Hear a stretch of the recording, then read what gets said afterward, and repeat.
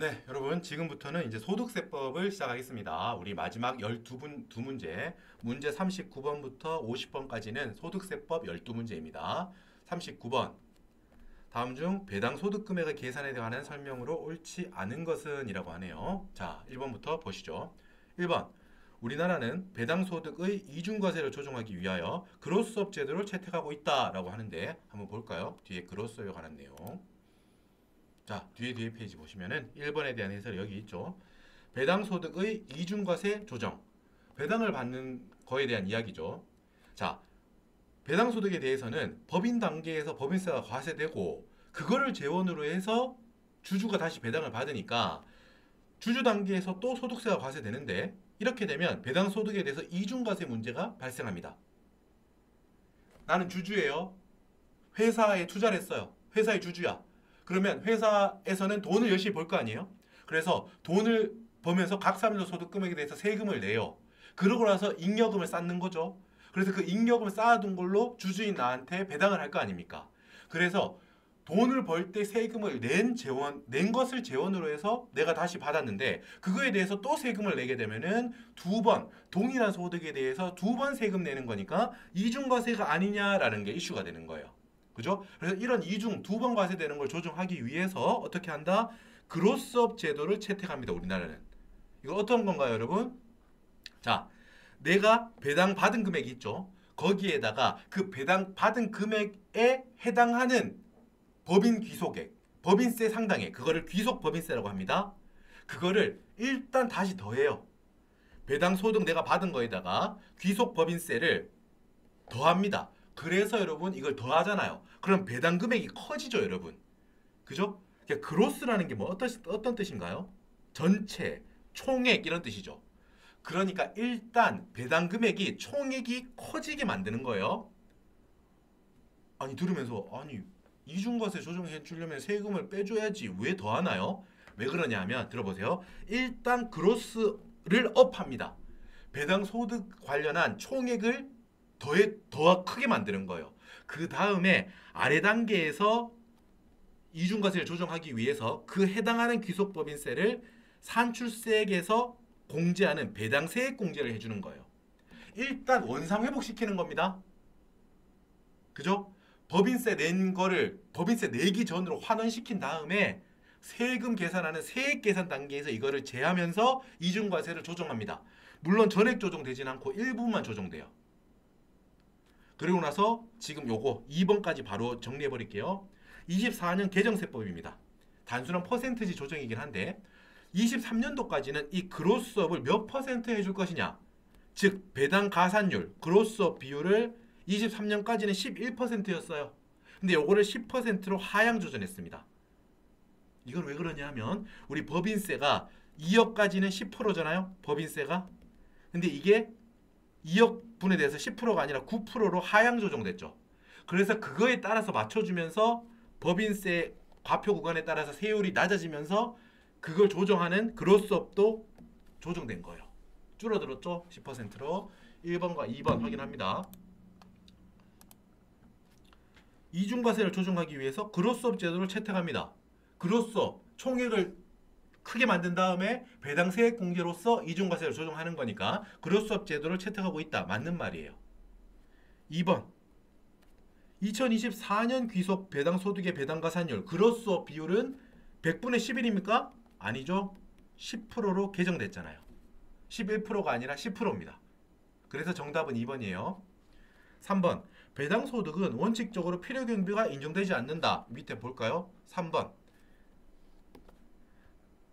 우리 2배사 근연기 뭐 이렇게 있단 말이에요. 여러 가지 있잖아요. 종합과세되는 소득. 여기 이 중에서 필요 경비를 인정하지 않는 것들이 2배 근연퇴 얘들이에요. 밑에 반대로 말하면 필요 경비가 인정되는 거는 사기양, 사업소득, 기타소득, 양도소득 이런 것들은 장부에 내가 필요 경비 이만큼 들어갔어요. 빼주세요 라고 하면 빼준다고요. 어때요? 사업소득, 기타소득, 양도소득은 전체 총수익 금액에서 필요경비를 빼서 소득 금액을 잡아내는 거예요. 됐죠? 하지만 어떻다? 필요경비가 인정되지 않는 이자 배당, 근로연금, 퇴직은 일단 이자랑 배당은 여러분 뭐 빼는 게 없습니다. 오히려 배당 소득은 이중과세를 조정하기 위해서 그룹소 금액을 더해주잖아요. 중요한 거는 이자 소득 금액, 배당 소득 금액을 찾아낼 때 총수익 금액에서 필요경비를 뺍니까 안 뺍니까? 안 빼요. 필요경비를 공제해주지 않는다고요. 됐죠? 이자랑 배당은 뭐 이자랑 배당에 대해서 실제 필요경비가 혹시 있다고 하더라도 그거에 대해서는 인정하지 않겠다 이런 거고요. 근로랑 연금 같은 경우는 이거를 여러분 근로소득자, 연금소득자들이 내가 이만큼 들어갔어요. 근로소득을 일으키기 위해서도 사실 여러분 돈이 들어가죠. 노동자, 근로자들도 옷도 사 입어야 되고 출근하려면 머리도 해야 되고 여러 가지 돈이 들어가지만 그걸 어떻게 다 필요경비를 일일이 다 하겠습니까? 현실적으로. 그래서 근로소득, 연금소득은 필요경비 대신 많이 빼드릴게요. 근로소득공제, 연금소득공제라는 걸로 빼드릴 거니까 필요경비 대신 이거를 대신 빼드릴게요 라고 해서 근로소득 금액, 연금소득 금액을 구할 때는 필요경비를 빼지 않는 겁니다. 퇴직급여는 그냥 뭐 퇴직소득공제 이렇다기보다 퇴직급여액 전체가 그냥 퇴직소득금액으로 보는 거고요. 자, 배당소득금액, 이자소득금액은 필요경비를 인정하지 않습니다. 필요경비가 있다고 하더라도 그걸 빼주지 않아요. 배당소득, 이자소득은 원칙적으로 필요경비가 인정되지 않습니다. 그래서 3번이 맞는 말이에요. 자, 4번 볼까요? 법인으로 보는 단체로부터 받는 배당은 그로스업 적용 대상 배당이다. 배당 소득이다. 볼까요? 자, 그로스업의 취지 이런 건 제가 설명을 뒤에 드렸고요. 아까 전에 드렸고 4번. 여러분 이거는 조금 이제 제대로 공부하려면 공부할 게 되게 많아져요.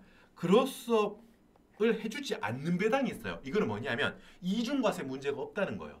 아까 전에 법인이 돈을 벌 때 세금을 내고 나중에 그걸 재원으로 또 배당한 거에 대해서 주주 단계에서 또 배당 소득세를 내라고 하면 동일한 소득에 대해서 두 번 과세가 되니까 그로스업을 해줘가지고 배당세액 공제를 해준다고 했잖아요. 근데 그럼 어떨까요? 만약에 법인 단계에서 세금을 안 냈어. 법인이 돈을 벌어들일 때 세금을 안 냈다면은 이중과세 문제가 있나요? 없죠. 2번 보세요. 그로스업을 제외하는 배당은 2번. 애초에 법인세를 안 냈어요. 법인 단계에서. 그럼 이중과세 문제가 없잖아요. 됐죠? 그렇기 때문에 그로스업을 안 해줘도 되는 게 되는 거예요. 그리고 내국 법인한테 받았어야 돼요. 그래서 외국에서 받는다 거에 대해서는 이중과세 조정 안 해주겠다 이 말이에요. 그리고 마지막으로 배당소득이 종합과세되고 기본 누진세율이 적용되어야 그로스업을 적용해 주는데 만약에 분리과세로 종결되거나 종합과세되지만 원천징수세율 적용되는 부분에 대해서는 여기에서까지는 이중과세 조정 안 해줄게 이런 거거든요. 그래서 드리고 싶은 말씀은 그로스업을 제외하는 배당은 이렇게 법에 나열해 놨습니다. 내국 법인한테 받은 게 아니니 그럼 그로스업 안 해줄 거야. 두 번째, 법인세가 과세되지 않은 거로부터 다시 2번 법인세가 과세된 거에서 받았니? 그러면 이중과세 조정할 건데 애초에 법인 단계에서 과세가 안 됐다면은 이중과세 문제가 없으니까 2번이라면은 2번에 해당한다면 그로스업 안 해줄 거야. 3번 야 기본 세율로 적용되지 않고 원천징수 14% 분리과세 14% 이렇게 세금을 얼마 안 내는 배당 소득이라면 이중과세 조정 안 해줄 거야. 요렇게 그로스업이 적용 안 되는 것들은 나열해 놨거든요. 반대로 말하면 여기 나열되어 있지 않다면 그로스업을 적용해 줍니다. 적어놨죠. 4번. 여기에 열거된 것들이 아니라면 그로스업 대상이라고요. 그래서 여러분 이게 되게 많이 나오는 거예요. 법인으로 보는 단체 있죠. 여기에서 받는 배당이 그로스업 적용 대상이 아니라고 지금 규정되어 있지 않거든요. 근데 왠지 느낌상 얘가 특이한 배당이니까 얘는 그로스업 해주면 안 되는 거 아닌가? 아닙니다. 이 법인으로 보는 단체로부터 배당을 받더라도 이거는 예외 사유가 없어요. 이중과세를 조정 안 해줄 이유가 없다고 얘에 대해서. 그래서 얘는 그로스업 적용 대상이에요. 여러분 이 4번이 많이 나오는 지문입니다. 그래서 요거는 암기해 둡시다. 5번 자기 주식 또는 자기 주식 지분의 소각이익의 자본 전입으로 인한 의제 배당은 그로스업 적용 대상이 아니다라고 했는데 요것도 뒤편에 있습니다. 방금 전에 2번 있죠, 여러분. 법인세가 과세된 재원으로 한 배당이 아니라면 이중과세 문제가 없으니까 그로스업을 적용하지 않겠다라고 했죠. 그래서 의제 배당 중에서 다음에 세 가지 의제 배당은 해석하면 이렇게 돼요. 잘 들어보세요. 자, 그 취지상 입금으로 과세가 되진 않았지만 배당으로 의제할 거야 라는 애들이거든요. 우리 아까 전에 의제 배당 파트에서 제가 설명드렸었어요. 자기 주식 소각 이익을 자본 전입할 때 2년 이내 전입했니? 너무 빨리 전입했다. 그리고 취득가보다 시가가 초과하는데 전입했니? 그러면은 자기 주식 소각 이익은 입금 대상은 아니지만 미안하지만 배당으로 의제할게 였어요. 니은은 뭐였어요? 내가 기존 주주들한테 배당 주식을 주면서 자본금을 전입해서 주식을 주면서 그 법인이 내 거를 포기한 거예요. 그래서 기존에 있던 다른 주주들이 지분 비율이 증가했다면 그 원천이 되는 자본 전입하는 원천이 되는 자본 잉여금이 입금은 아니지만 배당으로 미안하지만 의제할게 세금 내세요 라고 했던 게 뭐였어요? 자기 주식에 해당하는 의제 배당으로 보는 경우 예외였잖아. 예외. 자본 잉여금 단계에서 입금이 아니었지만 어떻게? 배당 주는 걸로 볼 테니까 미안하지만 배당으로 세금 내렴이라고 했던 거예요. 그러니까 그로스업 단계에서 생각해봐요, 여러분. 그로스업은 왜 해주는 거라고? 법인 단계에서 세금을 냈는데 또 배당으로 세금을 내게 되면은 이중과세 억울하니까 조정해 주는 거라고 했잖아요. 근데 지금 이 기억, 니은, 자기주식 소각 이익 중에서 특이하게 2년 이내 전입, 혹은 시가가 취득가 초과, 혹은 지분 비율이 증가했다. 이런 부분에 대해서는 어떻다고? 법인세가 과세되는 거를 재원으로 하진 않았지만 미안하지만 의제 배당으로 보는 애들이잖아. 그러니까 얘들은 또 반대로 말하면 이중과세 문제가 있어요, 없어요? 여러분 중간부터 야, 난 네가 무슨 말인지 하나도 모르겠는데 이럴 수 있습니다. 여기가 좀 원래 어려운 부분이에요. 하지만 들으신 분들 잘 들어보세요. 맞죠? 이은 기억하고 니은은 법인 단계에서 과세가 안 된, 입금으로 과세되지 않았지만 지금 배당으로 의제한 애들이잖아. 그러니까 지금 여기서는 그로스업은 해줘야 돼요, 안 해줘야 돼요? 그로스업을 안 해줘도 이중과세 문제가 없잖아요. 그래서 얘들은 안 해주는 거예요. 그로스업을. 5번 볼게요. 끄지 마세요. 여러분 영상 끄지 마세요. 이해되시죠? 다시 한번 들어보면 이해될 거예요. 자기 주식 또는 자기 주식 출자 지분의 소각 이익을 자본 전입으로 하는 의제 배당은 의제 배당으로 보는 예외 기억, 예외 니은 이 두 경우로는 어떻게 하잖아요. 의제 배당으로는 보는 거예요. 자기 주식 소각 이익은 기본적으로 뭐다? 자본 잉여금이기 때문에 거기에 대해서 자본금 전입했다고 해서 배당으로 보지 않지만 아까 우리 방금 보고 왔던 예외인 경우들 지분 증가율, 다른 주주의 지분 증가율, 혹은 2년 이내 전입분 뭐 이런 것들이라면 배당으로 보죠.